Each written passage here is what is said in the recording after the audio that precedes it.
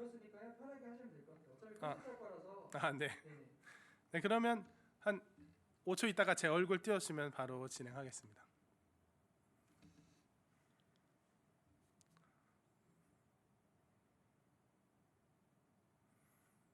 네, 사랑하는 청년 지체들, 오늘도 평안하십니까? 벌써 이제 3주째 이렇게 온라인상으로 예배를 드리게 되었습니다. 오늘은 좀 특별히, 이전까지는 제가 그냥 혼자서 거의 진행이 되었는데, 오늘은 특별히 여러분들이 이 영상에 동참해 주시게 되었습니다. 한번 어떤 모습일지 기대하시면서 예배 드리면 좋을 것 같습니다. 먼저 이제 예배 시작하도록 하겠습니다. 기원하겠습니다. 하나님은 영이시니 예배하는 자가 영과 진리로 예배할지니라. 아멘. 다 같이 사도신경으로 신앙 고백하시겠습니다. 전능하사 천지를 만드신 하나님 아버지를 내가 믿사오며 그 외아들 우리 주 예수 그리스도를 믿사오니 이는 성령을 잉태하사 동정녀 마리아에게 나시고 본디오 빌라도에게 고난을 받으사 십자가에 못 박혀 죽으시고 장사한 지 사흘 만에 죽은 자 가운데서 다시 살아나시며 하늘에 오르사 전능하신 하나님 우편에 앉아 계시다가 저리로서 산 자와 죽은 자를 심판하러 오시리라. 성령을 믿사오며 거룩한 공회와 성도가 서로 교통하는 것과 죄를 사하여 주신 것과 몸이 다시 사는 것과 영원히 사는 것을 믿사옵나이다. 아멘. 네, 이번엔 이 시간에는 찬양팀이 나와서 함께 찬양하시겠습니다. 그냥 영상을 듣는 시간이 아니라, 찬양을 듣는 시간이 아니라 함께 찬양해 주시기 바랍니다. 네, 은혜로운 찬양 감사합니다. 네, 함께 은혜로운 찬양 불렀기를 원합니다. 다음은 한정수 부장님께서 우리를 대표하여 기도하여 주시겠습니다. 네, 감사합니다. 네, 다음은 하영호 간사님께서 광고 나눠 주시겠습니다. 네, 감사합니다. 저 혼자 하는 것보다 이렇게 여럿이 함께 동참하니까 더 의미가 있는 것 같습니다. 네, 이 시간에는 말씀 보도록 하겠습니다. 말씀은 사사기 16장 4절에서 22절 말씀입니다. 사사기 16장 4절에서 22절 제가 대표로 읽겠습니다. 이후에 삼손이 소래골짜기에 들릴라라 하는 이름하는 여인을 사랑하매 블레셋 사람의 방백들이 그 여인에게로 올라가서 그에게 이르되 삼손을 꾀어서 무엇으로 말미암아 그 큰 힘이 생기는지 그리고 우리가 어떻게 하면 능히 그를 결박하여 굴복하게 할 수 있을는지 알아보라. 그리하면 우리가 각각 은 1,100개씩을 내게 주리라 하니 들릴라가 삼손에게 말하되 청하건대 당신의 큰 힘이 무엇으로 말미암아 생기며 어떻게 하면 능히 당신을 결박하여 굴복하게 할 수 있을는지 내게 말하라 하니 삼손이 그에게 이르되 만일 마르지 아니한 새 활줄 7으로 나를 결박하면 내가 약해져서 다른 사람과 같으리라. 블레셋 사람의 방백들이 마르지 아니한 새 활줄 7을 여인에게로 가져오매 그가 그것으로 삼손을 결박하고 이미 사람을 방 안에 매복시켰으므로 삼손에게 말하되 삼손이여 블레셋 사람들이 당신에게 들이닥쳤느니라 하니 삼손이 그 줄들을 끊기를 불탄 삼시를 끊음같이 하였고 그의 힘의 근원은 알아내지 못하니라. 들릴라가 삼손에게 이르되 보라 당신이 나를 희롱하여 내게 거짓말을 하여도다. 청하건대 무엇으로 당신을 결박할 수 있을는지 이제는 내게 말하라 하니 삼손이 그에게 이르되 만일 쓰지 아니한 새 밧줄들로 나를 결박하면 내가 약해져서 다른 사람과 같으리라 하니라. 들릴라가 새 밧줄들을 가져다가 그것들로 그를 결박하고 그에게 이르되 삼손이여 블레셋 사람이 당신에게 들이닥쳤느니라 하니 삼손이 팔 위에 줄 끊기를 실을 끊음같이 하였고 그때에도 사람이 방 안에 매복하였더라. 들릴라가 삼손에게 이르되 당신이 이때까지 나를 희롱하여 내게 거짓말을 하였도다. 내가 무엇으로 당신을 결박할 수 있을는지 내게 말하라 하니 삼손이 그에게 이르되 그대가 만일 나의 머리털 7가닥을 배틀의 날실에 섞어 짜면 되리라 하는지라. 들릴라가 바디로 그 머리털을 단단히 짜고 그에게 이르되 삼손이여 블레셋 사람들이 당신에게 들이닥쳤느니라 하니 삼손이 잠을 깨어 배틀의 바디와 날실을 다 빼내니라. 들릴라가 삼손에게 이르되 당신의 마음이 내게 있지 아니하면서 당신이 어찌 나를 사랑한다 하느냐. 당신이 이로써 3번이나 나를 희롱하고 당신의 큰 힘이 무엇으로 말미암아 생기는지를 내게 말하지 아니하였도다 하며 날마다 그 말로 그를 재촉하여 조르매 삼손의 마음이 번뇌하여 죽을 지경이라. 삼손이 진심을 드러내어 그에게 이르되 내 머리 위에는 삭도를 대지 아니하였나니 이는 내가 모태에서부터 하나님의 나시린임이 되었음이라. 만일 내 머리가 밀리면 내 힘이 내게서 떠나고 나는 약해져서 다른 사람과 같으리라 하니라. 들릴라가 삼손이 진심을 다 알려주므로 사람을 보내어 블레셋 사람들의 방백을 불러 이르되 삼손이 내게 진심을 알려주었으니 이제 한 번만 올라오라 하니 블레셋 방백들이 손에 은을 가지고 그 여인에게로 올라오니라. 들릴라가 삼손에게 자기 무릎을 베고 자게 하고 사람을 불러 그의 머리털 7가닥을 밀고 괴롭게 하여 본즉 그의 힘이 없어졌더라. 들릴라가 이르되 삼손이여 블레셋 사람이 당신에게 들이닥쳤느니라 하니 삼손이 잠에 깨어 이르기를 내가 전과 같이 몸을 떨치리라 하였으나 여호와께서 이미 자기를 떠나신 줄을 깨닫지 못하였더라. 블레셋 사람들이 그를 붙잡아 그의 눈을 빼고 끌고 가사에 내려가 놋줄로 매고 그에게 옥에서 맷돌을 돌리게 하였더라. 그의 머리털이 밀린 후에 다시 자라기 시작하니라. 아멘. 네, 오늘은 가치 있는 사랑을 하라, 가치 있는 사랑을 하라라는 제목으로 설교하도록 하겠습니다. 오늘 설교는 가치에 대한 얘기입니다. 사랑을 하되 가치 있는 사랑을 해야 한다는 것입니다. 이 설교의 시작을 열어갈 예화는 또 옛날 얘기입니다. 제가 초등학교 때였을 거예요. 그때 어느 책에선가 읽은 유머입니다. 지금이야 월급을 다 그냥 계좌이체로 보내는 게 당연하지만 옛날에는 진짜 옛날이에요. 저도 한 번도 그렇게 받아본 적이 없어요. 월급날이 되면 월급을 월급 봉투에 담아서 나눠줬습니다. 그런데 그 시절 월급날 퇴근을 해서 집에 돌아온 남편이 황급히 말합니다. 저기 나 월급 봉투가 없어진 것 같아. 그러자 이제 부인 역시 사색이 되는 가운데 이제 바지 주머니도 뒤져보고 가방도 뒤져보고 몇 번씩이나 찾아보고 탈탈 털어봐도 아무것도 나오지 않아요. 그러자 부인이 문득 물어봅니다. 근데 여보, 양복 안주머니는 찾아봤어? 거기는 안 보는 것 같던데. 그러자 남편이 이야기합니다. 아니 아직 안 뒤져봤어. 아니 왜 거기는 안 뒤져봐? 빨리 찾아봐. 그러자 남편이 긴장한 모습으로 이야기합니다. 못 찾아보겠어. 거기까지 없으면 심장마비 걸릴까봐 라고 이야기했습니다. 네, 썰렁했나요? 얼굴을 못 보니까 과연 조금이라도 피식했는지 아니면 썰렁했는지 모르겠습니다. 아무튼 방금 말씀드린 건 그냥 농담이지만 현실에서도 이와 비슷한 경우를 종종 봅니다. 상담관계로 일하는 친구의 이야기를 들어보면 이런 얘기가 종종 있어요. 아무래도 남편이 바람을 피는 게 아닌가 의심이 됩니다. 만일 정말 그런 거면 어떻게 하죠? 정말 그러면 저와 아이는 그 배신감과 절망을 어떻게 이기고 살아가야 할지 무서워서 차마 확인할 엄두가 나지 않습니다. 그냥 덮어둘까요? 아니면 어떻게 할까요? 덮어두기엔 너무 괴롭고 확인하기엔 너무 무서워요. 이런 사람들이 너무 많이 있다는 거예요. 요즘 세상에 쿨하고 결별하고 말지 이렇게는 안 살 것 같은데 의외로 그렇다는 겁니다. 그리고 이 경우에는 절대 그래도 진실을 알아야죠, 그래도 확인하세요 이렇게 설득하려고 해서는 안 된다는 거예요. 아무리 조심스럽고 정교한 설득이라도 당사자에겐 아무 소용이 없답니다. 왜냐하면 그 사람은 진실 확인을 안 하는 게 아니라 못하는 거기 때문이래요. 그 사람에게는 이 문제가 어마어마하게 커서 이게 감당이 안 돼서 차마 확인하지 못하는 겁니다. 아니라면 다행이지만 만일 내가 정말 사랑하는 이 사람이 나를 배신했다면, 그 사랑이 거짓이었다면 그 배신과 상실을 감당할 수 없겠어서, 아니 여태까지 사랑에 대한 배신감, 여태까지 것들에 대한 것이 문제가 아니라 어쩌면 진실이 드러난 다음에도, 그가 나를 배신했다고 판명이 난 다음에도 그를 사랑하지 않을 자신이 없어서, 남들은 그거를 사랑이 아니야, 그건 사랑 아니야, 미련이야, 집착이야, 의존이야 할지라도 어쨌든지 내 마음은 여전히 그에게 매여 있을 것만 같아서, 그래서 차라리 모르겠습니다 하고 그냥 그 문제를 직면하지 못하고 덮어두고만 있는 상태라는 거예요. 그 마음 자체를 건드리지 못한 이상 그것이 합리적이라는 것입니다. 안타까운 일이죠.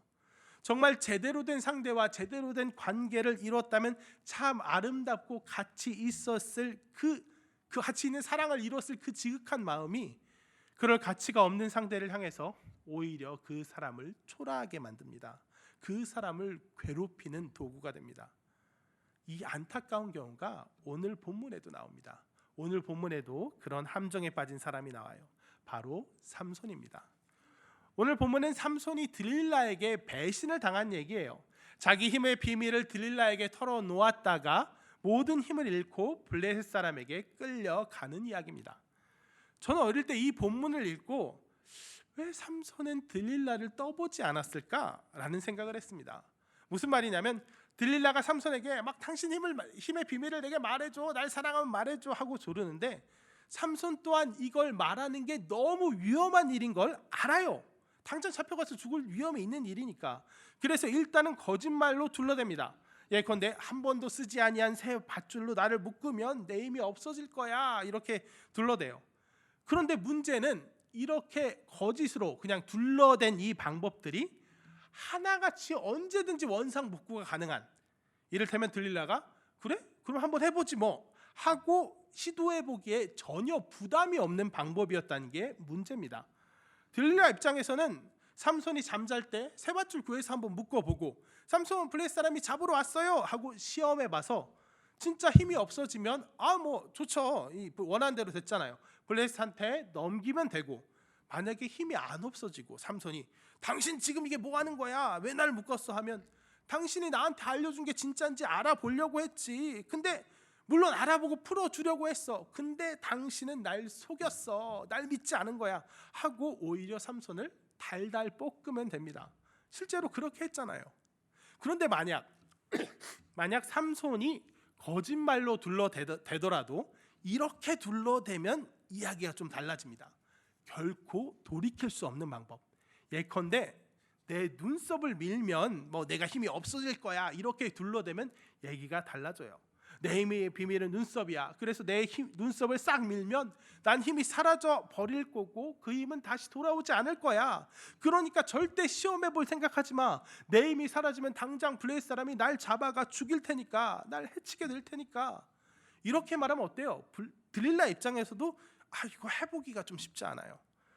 자는 틈 타서 눈썹을 싹 밀었는데 진짜라서 힘 없어지면 다행이지만 만약 삼손이 또 자기를 떠본 거면 이것도 거짓말이면 어떡해요?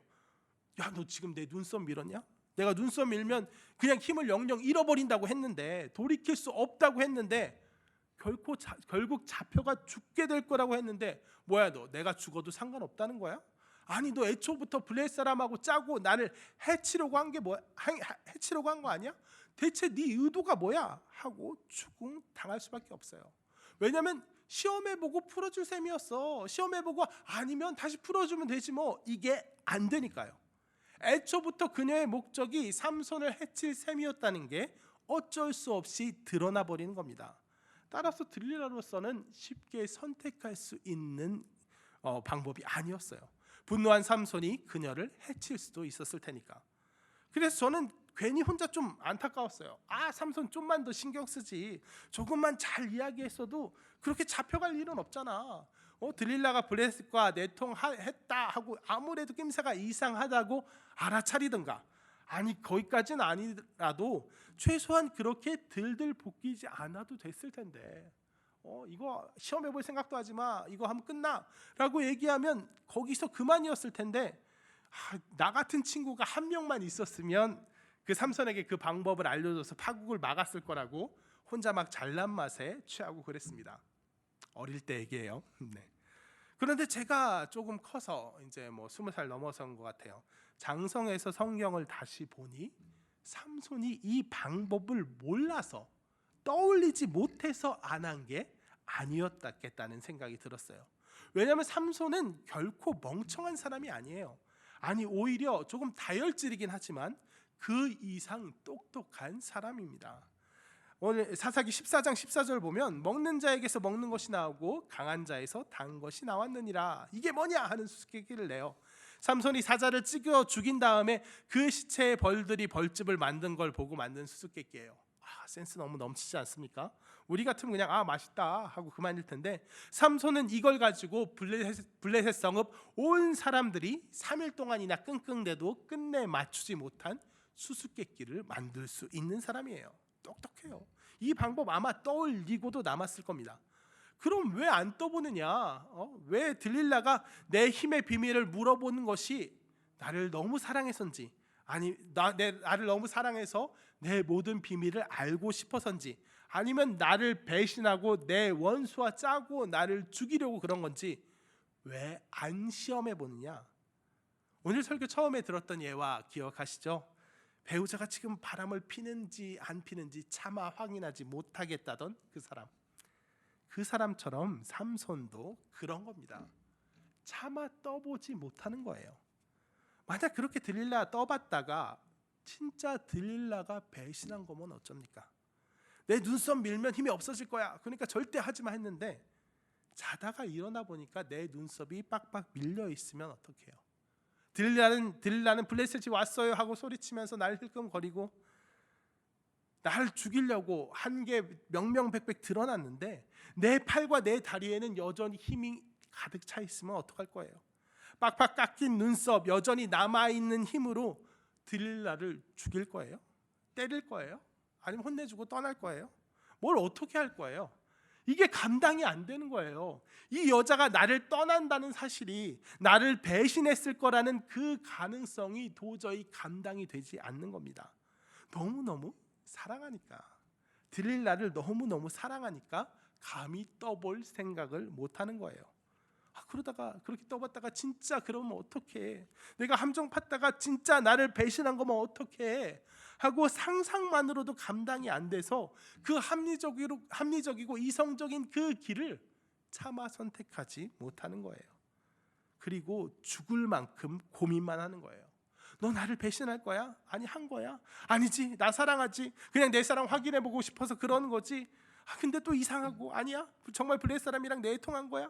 응, 아니지, 제발 아니라고 해줘 하고 감히 입 밖에도 내지 못하고 끊임없이 속으로만 번민하는 겁니다.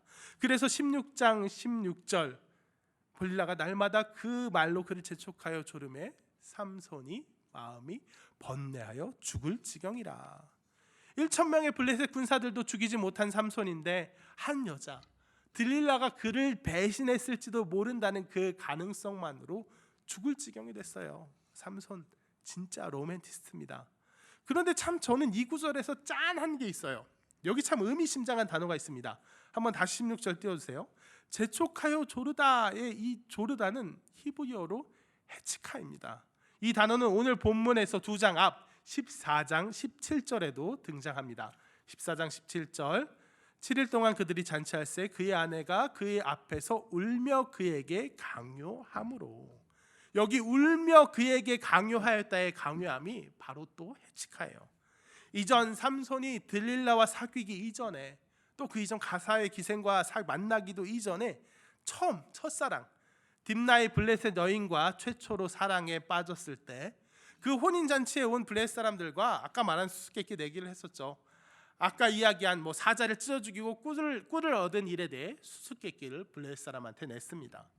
그러자 블레셋 사람들은 풀려다가 도저히 못 풀겠으니까 삼손의 아내가 될 여인, 그가 사랑했던 딥나의 블레셋 여인을 협박해서 그 신부가 이제 삼손에게 협박을 당하고 삼손에게 내게는 내게 내용을 알려주세요, 내게만 알려주세요 하고 울며 그에게 강요했다. 그때와 똑같은 단어, 똑같은 상황인 겁니다. 들릴라가 지금 비밀을 내게만 알려줘라는 그 상황과 그 처음 만난 첫사랑 블레셋 여자가 내게만 비밀을 알려주세요 하고 얘기한 게 똑같은 단어, 똑같은 상황인 거예요. 그때는 어떻게 끝났습니까? 결국 그녀의 재촉을 못 이긴 삼손이 그녀에게 수수께끼의 비밀을 말해주고 그녀는 그것을 블레셋 사람에게 전해 삼손이 내게에서 치게 만들고 분노한 사람 삼손이 이리저리 블레셋과 치고 받는 가운데 결혼은 깨지고 그 여자는 분노한 블레셋 사람들의 손에 불태워져 버렸습니다. 삼손은 이를 알고 분노해서 블레셋 사람들을 한 차례 학살했지만 이미 죽어버린 그녀를 되살릴 수 없었습니다. 그때와 똑같은 상황인 거예요. 그가 정말 사랑했던 그 여자, 그래서 믿고 얘기해준 그 여자, 그러나 그를 배신하였고 근데 그로 인해서 오히려 결국 비명에 가버린 삼손 마음속에 못내 상처로 남았을 그 여자랑 똑같이 지금 들릴라가 그를 똑같이 조르고 있는 거예요. 삼손의 마음이 과연 어땠겠습니까? 너도야? 아니 넌 다르지? 그렇지? 넌 나 배신 안 할 거지? 내 비밀을 지켜줄 거지? 믿고 싶었을 거예요. 아까 들릴라를 한번 떠봤는데 눈썹 밀면은 절대 안 된 눈썹인데 밀면 절대 안 된다고 했는데 막 밀려 있으면 어떡하냐? 들릴라를 한번 떠봤는데 정말 나를 배신한 게 확실하면 어떡하냐? 이걸 죽여 살려 어떡하냐라고 물어봤었죠. 그가 사랑했던 한 여자, 첫사랑이 그를 배신하여 비명에 갔는데 이제 또 그가 사랑한 이 여자, 이 들릴라가 또 그를 배신하여 죽게 된다면, 네? 그를 배신해서 눈썹 밀려 있고 들릴라가 막 블레셋 사람 온다고 하고 날 떠보고 시험하고 있고, 그래서 이 여자 배신한 게 너무 확실하다 싶어서 내가 죽이게 된다면, 그가 사랑한 이 여자가, 그가 너무너무 사랑한 이 들릴라가 또 나를 배신해서 죽게 된다면, 그것도 내 손으로 죽이게 된다면 어떻게 되겠습니까? 삼손은 도저히 그 사실을 감당하지 못하겠는 거예요. 그래서 만약 들릴라가 자신을 배신한 것이 확실해진다면, 그렇다면 차라리 그때 진짜로 차라리 내가 힘이 없어져 있는 게 낫겠다는 거예요. 배신당한 분노로 발끈해서 눈썹으로 속인 다음에 눈썹만 밀리고 발끈해서 힘이 남아있어서 들릴라 죽이고 더 공허한 인생이 되느니 그냥 내가 배신당하고 끌려가 죽고, 너는 배신자일지언정 그래도 사랑 안 하고는 못 견디겠는 너 많은 그냥 잘 있는 게 차라리 낫겠다는 거예요. 들릴라에게 배신당하고 눈을 떴을 때 내 몸에서 밀려 있는 게 가짜로 얘기한 눈썹이 아니라 진짜 차라리 머리카락인 게 낫겠다는 겁니다. 그러니까 결국 삼손이 들릴라에게 비밀을 털어놓은 것은 그녀를 떠볼 줄 몰라서가 아니에요. 그냥 항복하는 겁니다. 당신이 날 배신했다면 차라리 내가 죽는 것이 낫겠습니다 하고 항복하는 거예요. 난 차마 그 배신의 문제를 감당할 수 없습니다. 내 모든 것, 내 목숨줄 다 당신한테 맡길 테니까 들릴라 당신이 알아서 하세요. 들릴라에게 모든 거 다 털어놓고 다 내어주고 그냥 처분을 기다리는 겁니다. 본문 17절 보면 삼손이 진심을 드러내어 그에게 이르되 라고 돼 있죠. 여기서 진심이라고 번역된 단어는 사람의 마음 가장 깊은 곳에 있는 심령을 뜻하는 말이에요. 우리말로 하면 일편단심 그 정도의 뉘앙스입니다. 이것은 또한 뭘로 번역이 되느냐? 중심으로도 번역이 돼요. 우리가 잘 아는 본문 사람은 외모를 보거니와 하나님은 중심을 보느니라의 그 중심이 바로 여기 쓰인 이 단어, 진심으로 번역된 이 단어예요. 그러니까 이 말은 곧 삼손이 들릴라에게 중심을 드러내어 이르되 이렇게도 말할 수도 있는 거죠. 중심, 삼손 인생의 중심을 들릴라에게 주는 겁니다. 삼손 인생의 중심이 이제 들릴라가 되는 거예요. 들릴라여, 나 당신을 너무 사랑했기 때문에 당신에게 항복합니다. 나를 당신께 드립니다. 이 순간 삼손은 자기를 포기하고 들릴라를 주인으로 삼는 겁니다. 자기를 들릴라에게 바치는 거예요. 이로써 삼손은 자신이 하나님께 바쳐진 나실인임을 포기하는 겁니다. 차라리 경솔함이나 어리석음에서 온 실수인 편이 나았을 거예요. 그냥 들릴라가 막 사근사근 얘기하니까 신나갖고 그냥 자기도 모르게 그냥 비밀을 실수로 얘기하는 편이 나았을 거예요. 하지만 그런 게 아니었어요. 하나님께 바쳐져서 하나님과의 관계를 가장 먼저 생각해야 될 그 삼손이, 그 나실인이 들릴라에 대한 사랑으로 하나님께서 주신 사명, 말씀 모든 거 다 내팽개쳐 버리고 들릴라한테 가는 겁니다. 이제 하나님께 바쳐진 나실인이 아니고 들릴라에게 바쳐진 사람이 됩니다.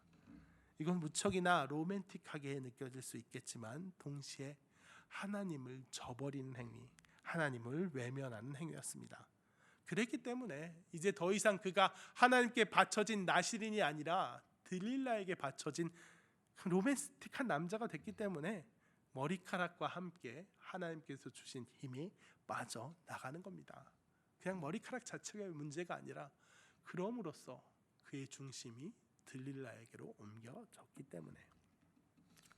네, 그런데 이렇게 정말 애끓는 삼손의 사랑, 요즘 시대에는 정말 이 정도 낭만이 있을까 싶을 정도로 멋진 이 삼손의 사랑이 어떻게 되느냐?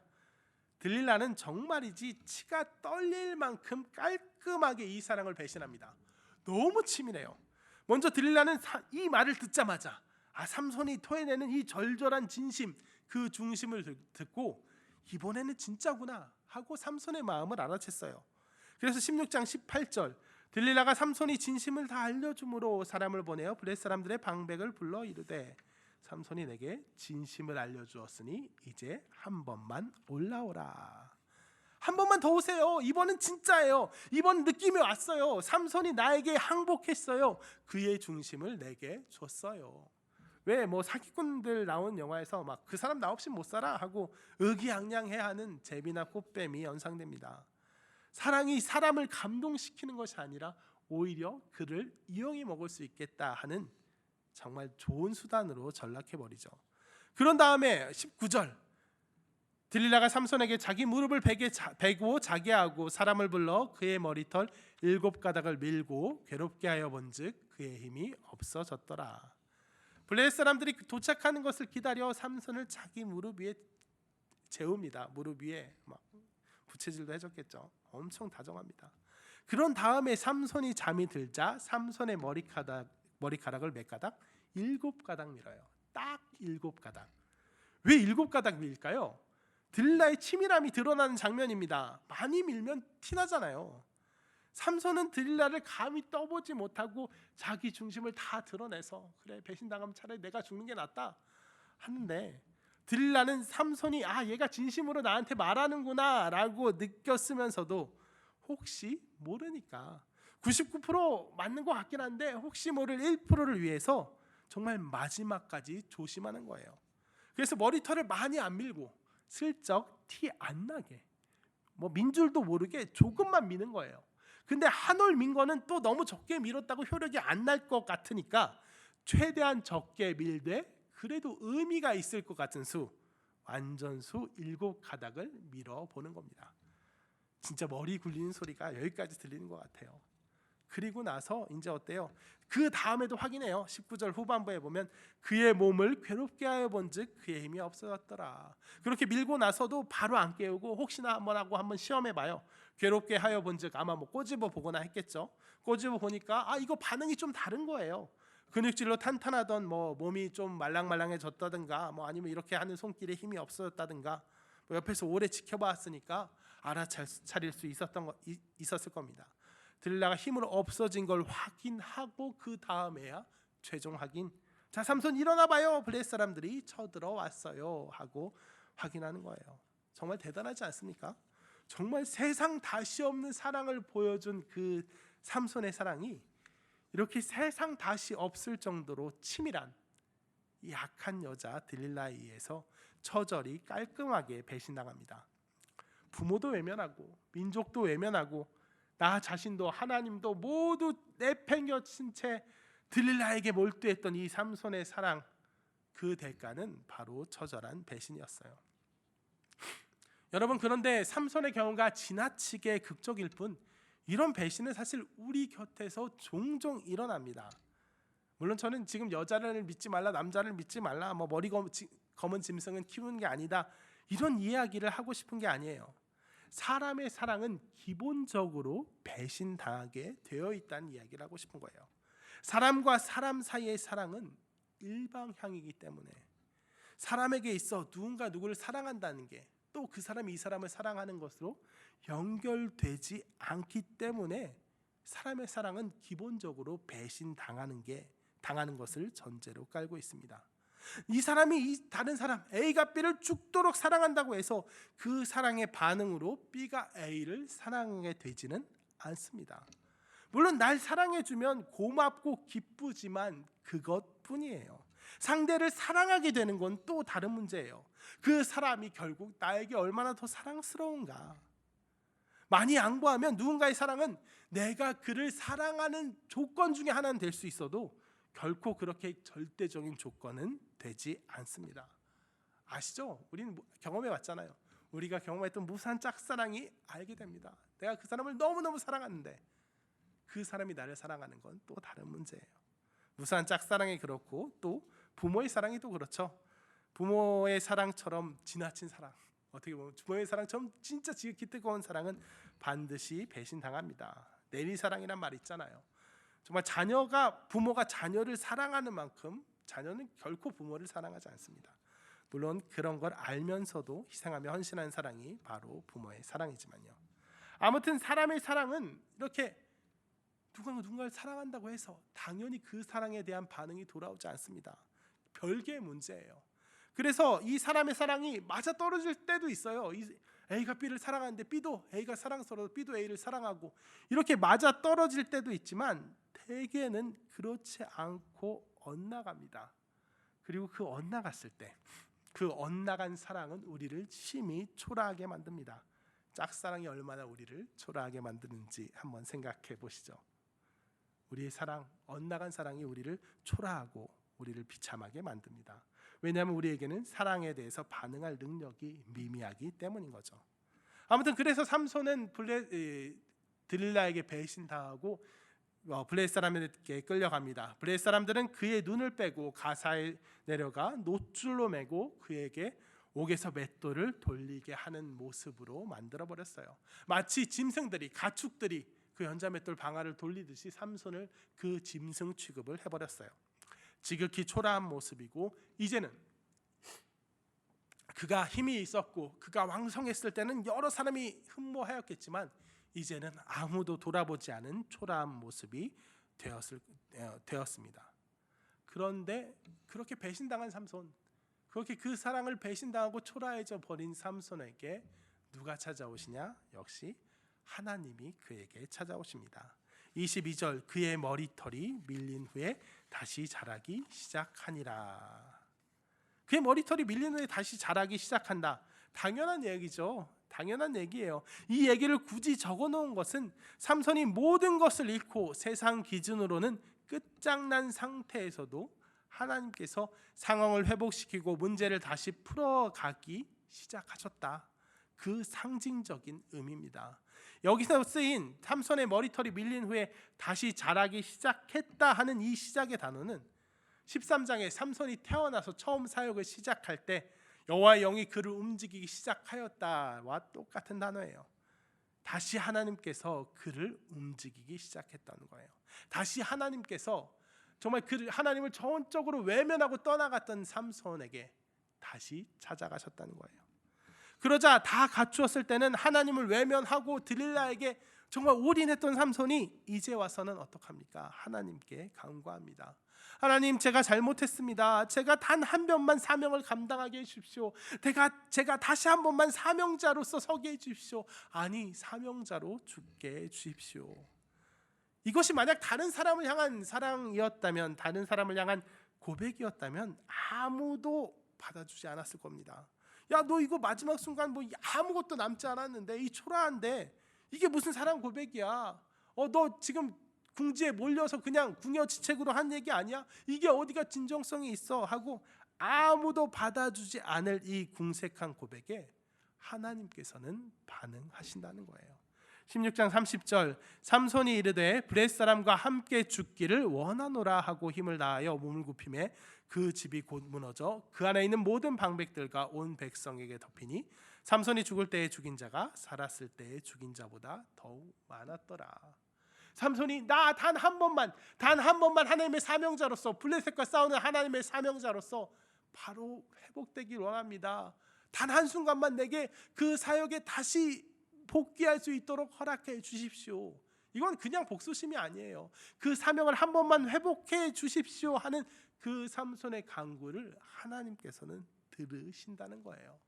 다 배신당한 다음에 아무것도 남지 않은 그 초라한 그의 고백을 하나님께서는 들으신다는 거예요. 왜? 하나님께서는 우리의 초라한 사랑 고백에 반응하신 하나님. 좀 더 신앙적인 용어로는 응답하시는 하나님이시기 때문입니다. 세상 사람들은 반응해 주지 않을 그 사랑에, 우리 사람들은 반응할 능력이 없지만, 반응할 의도도 없지만, 하나님께서는 우리가 하나님께 갖고 가는 그 사랑은, 그 고백은 아무리 초라할지언정, 아무리 부족할지언정 응답해 주시는 분이기 때문입니다. 우리 약함을 아시고 우리 작은 신음에도 응답하시는 분이기 때문입니다. 그래서 마지막 순간 아무것도 남지 않았을 때 이 초라한 고백이, 남들이 보면 그게 무슨 신앙 고백이야, 그냥 자포자기해서 마지막 지푸라기라도 잡는 심정으로 그냥 한 거 아니야 할 만큼 그런 궁색한 그 고백에 하나님께서는 그와 함께 하셔서 정말 큰 역사, 그가 일평생 동안 강대한 힘을 가지고 그러나 사명을 위한 헌신과 수고가 아니라 그냥 상황에 이끌려서 싸웠던 많은 싸움보다도 많은 능력을 그와 함께 하신다는 것입니다. 그가 갖춘 놀라운 조건과 힘, 모든 능력보다도 더 뛰어나게 하나님께서는 그의 궁색한 사랑의 고백을 사용하셨다는 것입니다. 여러분, 우리도 마찬가지예요. 우리도 종종 그 함정에 빠집니다. 어떤 함정에 빠지냐? 삼손처럼 하나님을 외면하고 다른 사람에게로 우리의 마음, 우리의 순정이 가버릴 때가 있습니다. 하나님께서는 너무나도 우리를 애타게 기다리시는데 하나님보다도 다른 것들이, 다른 우상들이 우리 마음을 차지하고 있을 때 있습니다. 그 사랑은 반드시, 정말 반드시 배신당합니다. 사랑 얘기를, 삼손의 사랑 얘기니까 이성적인 사랑 얘기도 해보죠. 우리 청년들 한창 이제 이성에 대한 관심이 많아야 하죠. 많아야 하고 이제 교제도 해야 되고. 여러분, 남자들은 보통 그런데 들릴라 같은 사람, 들릴라 같이 예쁜 사람의 함정에 빠지고, 여자들은 삼손 같은 사람 어떻습니까? 삼손 아주 힘 세고, 당시 힘 세면 최고 능력 있는 사람이죠. 그 당시에는 힘도 세고 아주 멋있게 생겼고 머리카락도 탐스러울 거고, 그리고 심지어는 엄청난 순정파입니다. 심지어 하나님마저 내팽개치고 우리 자매에게 올인해 줄 수 있는 남자예요. 아주 로맨틱한 남자죠. 그런데 이런 남자 어떻습니까? 결국엔 아니란 거예요. 결국엔 그 순정, 그 로맨틱, 아주 멋져 보이는 그것들이 결국에는 의미가 없어진다는 거예요. 삼손이 정말 그 뜨거운 들릴라를 향해서 그 뜨거운 사랑을 고백했지만 결국 그 끝은 배신이었던 것처럼, 우리가 세상에게 우리를 매혹시킬 만한 정말 대단해 보이는 그 가치에게 주는 사랑은 결코 돌아오지 않는다는 것입니다. 우리 사랑에 진정으로 반응해 주는 이는 누구시냐? 바로 하나님 한 분뿐이시라는 거예요. 그러므로 이런 말 있죠. 인생은 속도가 아니라 방향이다. 이것도 우리에게 정확히 맞는 말인 것 같아요. 우리 신앙에도 적용할 수 있는 말 같습니다. 우리는 종종 뭐에 신경 씁니까? 어떤 함정에 빠져요? 속도에 신경 씁니다. 더 많은 일을 하고, 더 많은 크기를 가지고, 또 그 속도, 크기, 뭔가 더 많은 분량, 이런 거에 많은 생각을 해요. 삼손처럼 힘이 강해지고 싶습니다. 삼손처럼 유능해지고 싶다는 거죠. 유능해지고 싶고 더 많은 조건을 갖추고 싶고, 하지만 그것보다 중요한 것이 무엇이냐? 방향이라는 거예요.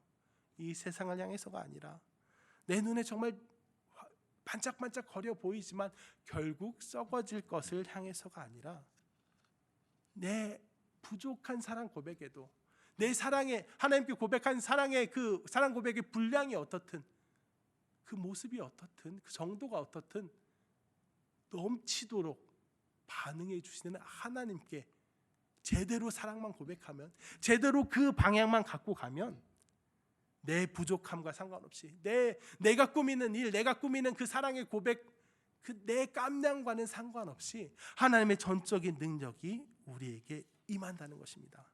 그러므로 여러분, 좋은 사람, 유능한 사람, 아주 멋진 사람, 그리스도의 좋은 일꾼이 되기 위한 그런 싸움에 너무 골몰하지 마십시오. 그건 언제나 부족합니다. 우리는 언제나 부족해요. 다만 방향을 확정하는 싸움, 하나님께로 바로 나아가기 위한 그런 싸움에 골몰하십시오. 그것이 100배는 더 가치 있는 일입니다. 사랑을 하되 멋진 사랑을 해야지, 사랑을 잘해야지, 아주 능력 있는 사랑을 해야지, 그 사랑을 위해서 내가 목숨도 바치고 다 해야지 하는 것보다 훨씬 더 중요한 게 뭐라고요? 가치 있는 사랑을 하라. 그 사랑의 방향을 정하라는 얘기입니다. 말씀을 정리하도록 하겠습니다. 삼손은 들릴라를 진심으로 중심을 다해 사랑했습니다. 자기에게 치명적인 해를 입힐 수 있는 비밀까지 알려줄 정도로 그녀를 사랑했습니다. 하지만 그 진심, 그 로맨틱한 사랑의 대가는 잔인한 배신이었습니다. 그에 반해 일생의 대부분의 시간 동안 진심이 아니었다가, 일생의 대부분의 시간 동안 외면당했다가, 마지막 순간 그에게 아무것도 남지 않았을 때 하나님 내놓을 게 하나도 없습니다. 눈도 뽑혔습니다 하고 그저 하나님의 긍휼하심만을 바라보고 간구했던 그의 보잘것없는 기도, 그의 초라한, 다른 사람이라면 결코 받아주지 않았을 그 초라한 사랑 고백이 하나님께 전달되었을 때 그가 평생 이룬 능력보다 더 큰 역사로 응답받았습니다. 놀라운 은혜의 결과가 임했습니다. 오늘 서울교회 제목 다시 한번 강조합니다. 가치 있는 사랑을 하라. 우리의 사랑, 우리의 순정 헛된 곳에 낭비하지 않고 진짜 가치 있는 곳을 향하여 바치는 우리가 되길 원합니다. 어떤 속도나 어떤 크기나 어떤 분량이 문제가 아니라 방향, 하나님께로 온전히 나아가는 우리의 진심과 중심, 우리의 사랑이 있어야 할 곳이 어딘가를 확실히 알고 가는 청년들 되시길 진심으로 축원합니다. 기도하겠습니다. 하나님 아버지 감사합니다. 하나님 정말 삶손이 들릴 날을 사랑했듯이 우리도 종종 그 함정에 빠집니다. 너무나도 좋아 보이는 일들이 너무 많습니다. 너무나도 괜찮아 보이는 상대도 많습니다. 정말 너무나도 괜찮아 보이는 물질이건 명예건 뭐 그런 것들이 너무 많습니다. 그래서 우리들 종종 아버지 그곳에 마음 뺏기고 하나님을 잊어버릴 때가 너무 많습니다. 하지만 하나님 정말 우리의 사랑, 진정으로 우리의 사랑, 우리의 인생, 우리의 수고에 반응해 주시는 분, 응답해 주시는 분은 오직 하나님이심을 저희들 분명히 알고 있습니다. 하나님, 저희 인생의 정말 앞날을 저희들 준비하고 나아갈 때 중요한 것이 무엇인지 저희들 깨닫게 하여 주시옵소서. 우리들 마음껏 사랑하되 정말 가치 있는 사랑을 하게 하여 주시옵소서. 우리는 사랑의 정도와 크기, 속도에 너무나도 신경을 많이 쓰지만 그보다 먼저 그 사랑의 방향에 대해서 신경 쓰게 하시옵소서. 이 세상을 향해 유능한, 이 세상의 기준으로 유능한 사람이 되어 나아가는 것보다 정말 둔하고 멍청할지언정 하나님의 전에 거하는 것이 낫습니다. 둔하고 더듬거리는 사랑 고백일지언정 하나님께 그 고백이 향하는 것이 가장 낫습니다. 하오니 하나님, 우리 인생의 방향을, 우리 인생을 판가름하는 그 가치관을, 우리의 시선을 하나님께로 고정시켜 주시옵시고 정말 그럴 때 우리의 부족함, 우리의 어려움, 우리가 심지어 그 마음마저도 부족할 그때 하나님께서 그 부족을 채우셔서 정말 놀라운 역사로, 놀라운 사랑으로 인도하여 주시옵소서. 예수님의 이름으로 기도했습니다. 아멘. 네, 이 시간에는 이제 같이 합심하여 기도하는 시간을 갖겠습니다. 우리 청년부 공동체 기도 제목 3가지 있습니다.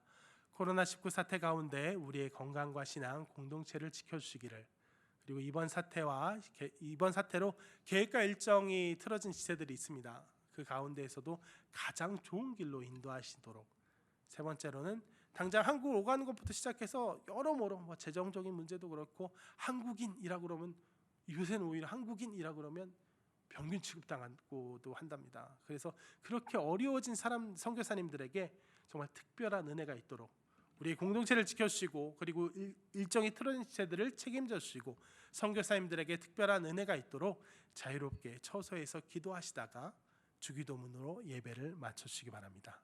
기도하겠습니다.